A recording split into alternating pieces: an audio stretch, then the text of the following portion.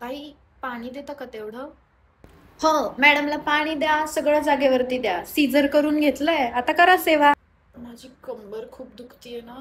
मी थोडं आडवं पडलं तर चालेल का? हो, एवढा त्रास होतो तर माहेरी जायचं होतं. सासरी कशाला डिलिव्हरी करायची? अगं ऐकतेस का ग? हाय. तुझ्या आईला येताना बाळाला नवीन कपडे आणि आहेर आणायला सांग. हो, मी सांगते आईला आणायला दुकानातून नवीन. हो. आई, थोडा हात देता का उठायला? मला उठायला जमत नाही. आमच्या वेळेस आमची डिलिव्हरी झाली, आम्ही लगेच कामाला लागलेलो. हा काय नेभळेपणा? यांचे खर्च करा, ना मानपान, ना कोणाचे फोन, ना काही मदत. सगळं आम्हीच करा. नातू म्हणून सगळं सहन करा. लाडू केलेत का विचार आई? हा. हो हो, केलेत ना. मी सांगते. हालचाल कर म्हटलं होतं म्हणजे सीझर होणार नाही, पण ठेवलं करून सीझर. आता बसा यांचं सगळं करत.